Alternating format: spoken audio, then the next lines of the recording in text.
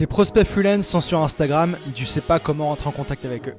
Tu le sais, en freelance, c'est le nerf de la guerre de savoir trouver des clients en continu, de savoir comment leur parler, par quel canal discuter avec eux et comment petit à petit les emmener vers la signature de contrat. Dans cette vidéo, je t'explique tous mes meilleurs conseils pour réussir à rentrer en contact avec tes prospects de rêve en freelance sur Instagram, comment les contacter et comment gérer la relation via cette plateforme-là. C'est parti!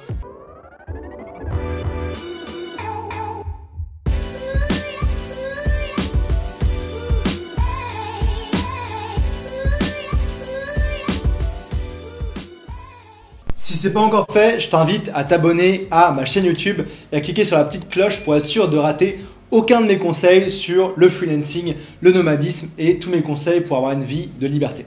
Avant de commencer à te donner des conseils spécifiques par rapport à la plateforme Instagram, j'aimerais te rappeler un petit peu des principes de base sur les étapes de vente en freelance.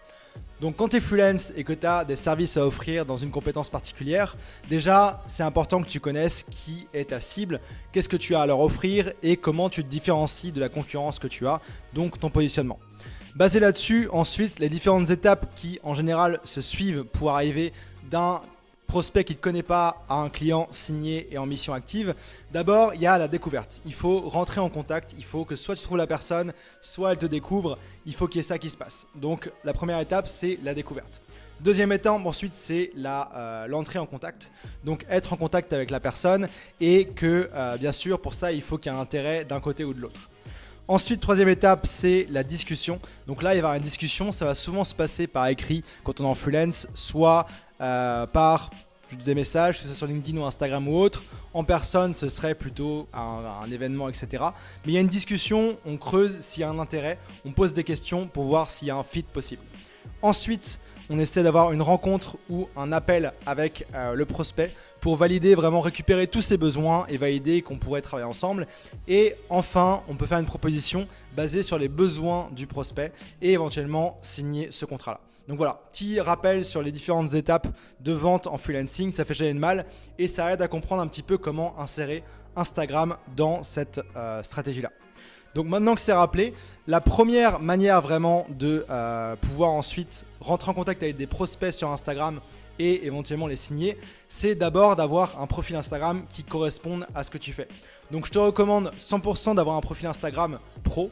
Tu peux passer un profil pro dans les settings Instagram. Ça va te permettre déjà de pouvoir mettre un type de métier ou d'activité. Ça va aussi te permettre de débloquer un lien. Donc tu pourras avoir un lien directement dans ton profil Instagram, dans ta bio. Et puis tu pourras aussi, je te recommanderais de mettre des mots-clés dans ton profil Instagram. Par exemple, je sais pas, Lucille Community Manager pour hôtel par exemple. Mettons, il faut que tu saches donc pour ça qui tu vises, etc. Donc mettre ça dans ton nom Instagram, ton handle, tu peux mettre ton prénom et ton nom, c'est ce que je te recommande en freelance plutôt que d'inventer un nom de marque qui va peut-être changer. Et puis le texte de ta bio Instagram va être aussi important.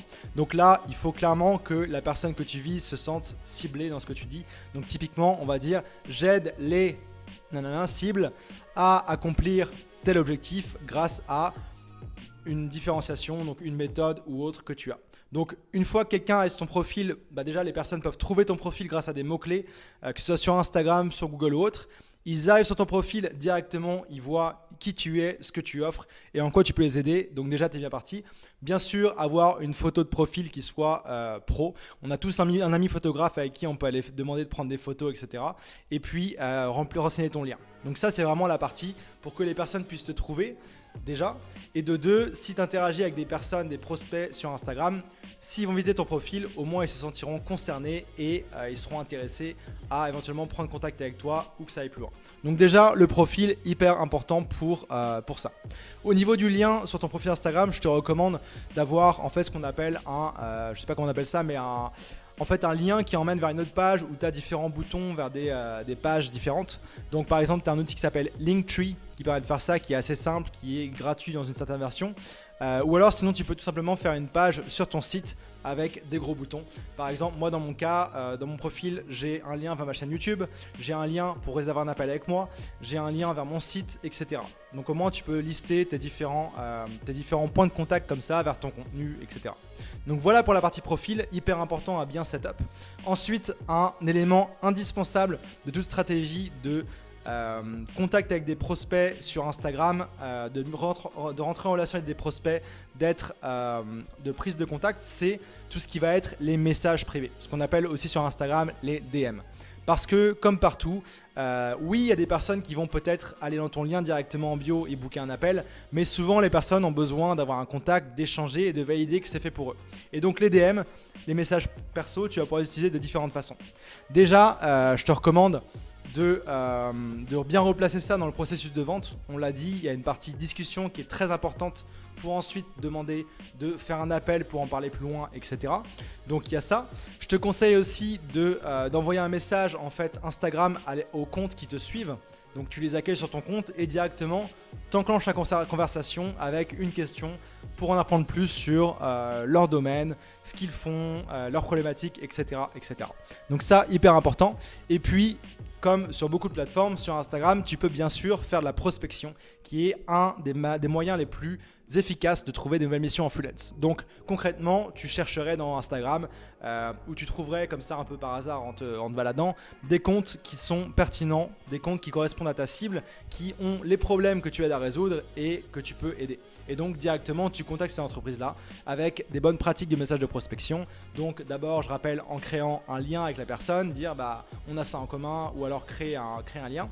Ensuite, pas être en mode vente direct. J'ai fait une vidéo, je te la mettrai en haut à droite, sur laquelle je décortique un mauvais message de prospection. T'es pas en mode vente, t'es en mode voir si, déjà prise de connaissance, et puis voir s'il y a un intérêt commun à aller plus loin en discussion et éventuellement avoir un appel ou une rencontre. Et puis ensuite, bien sûr, une question qui fait office d'appel à l'action. Comme ça, tu t'assures que la personne en face va répondre. La prospection sur Instagram, c'est hyper important. Et je te dirais qu'en fait, tout ce qui va être vente sur Instagram, en tout cas pour les freelances, ça va beaucoup se passer en DM, donc en message privé sur Instagram. Donc un élément central de tout ce que je vais t'expliquer par la suite, c'est vraiment être actif dans ces messages, en envoyer, rebondir sur les personnes qui nous écrivent, bien sûr, accueillir les nouveaux, etc., etc.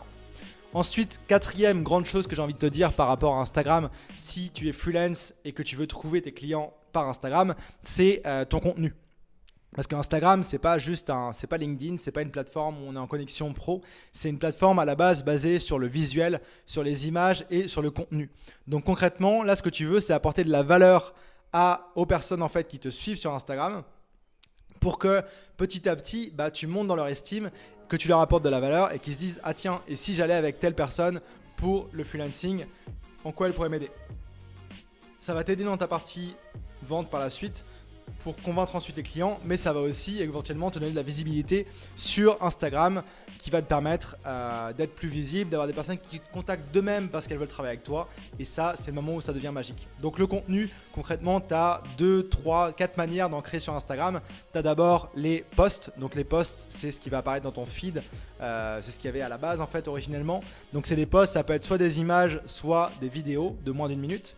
Donc il y a ça. Ensuite il y a aussi les IGTV. Donc ça c'est les vidéos format un petit peu plus long. Je crois que c'est entre 1 minute et 1 heure. Et puis tu as aussi les Reels qui sont des mini vidéos montages qui te permettent d'exprimer des choses, d'expliquer des choses à un format très très court. Donc ça c'est les 4 types de posts. Et puis donc pour les posts, tu peux rédiger une description. Et puis tu peux aussi inclure des hashtags. Tu as une limite de 30 hashtags. Donc ça c'est tout un autre sujet, mais tu peux choisir stratégiquement tes hashtags pour que des personnes qui s'intéressent à certains sujets découvrent ton post, et aussi remonter dans les recommandations d'Instagram. Donc voilà par rapport à ça. Et puis deuxième grand type de contenu sur Instagram, ça va être les stories. Donc les stories, c'est un petit peu plus permettre aux personnes qui te suivent de rentrer dans ton quotidien, de leur montrer un petit peu ce que tu fais tous les jours. Par exemple, moi j'ai fait une story ce matin sur mon programme de la semaine sur Instagram. Comme ça, les gens qui me suivent savent un petit peu ce que je fais. J'apporte de la valeur, je donne un petit peu mon avis sur les choses. C'est un petit peu le behind the scenes, derrière le rideau de ta vie pro. Donc ça peut être typiquement en freelance, quand on parle de contenu en général, ça peut être des conseils sur comment faire toi ce que tu offres en tant que freelance. Ça peut être tes retours par rapport à des choses dans ton domaine qui sont mal faites. Ça peut être aussi tout simplement expliquer un petit peu qu'est-ce qui se passe dans ta vie, etc. De freelance, ça peut être de parler des missions que tu as en cours avec des clients. Ça peut être des témoignages des clients. Ça peut être expliquer aux gens à quel point avancent tes projets, quel genre de blocage tu as, etc. Je pourrais parler des heures et des heures de comment créer du contenu intéressant, mais en gros, c'est ça. Tu crées du contenu qui apporte de la valeur, crée une relation de confiance entre toi et ton audience qui te suit sur Instagram, et petit à petit, avec les échanges de messages DM, ton profil optimisé, etc., ça fait un petit peu un effet boule de neige. Tu vas réussir à être en contact avec beaucoup de personnes, réserver des appels et donc potentiellement avoir des clients. Donc voilà pour la partie contenu. Et puis, cinquième chose qui est vraiment hyper importante, c'est la partie interaction. C'est un réseau social, c'est pas juste un endroit où on poste toutes ses affaires et puis on s'en va. C'est un réseau social, ça veut dire qu'il faut qu'il y ait des interactions. C'est comme ça que Instagram évalue si un post est bon ou pas, s'il y a des likes, des saves, des commentaires, etc. Pareil pour les stories, pareil pour un compte en général. Donc il faut vraiment être en mode interaction. Il faut déjà que, bien sûr, il y ait des personnes que tu suives qui soient pertinentes pour toi, qui soient des prospects potentiels, éventuellement aussi des compétiteurs ou des alliés en freelance.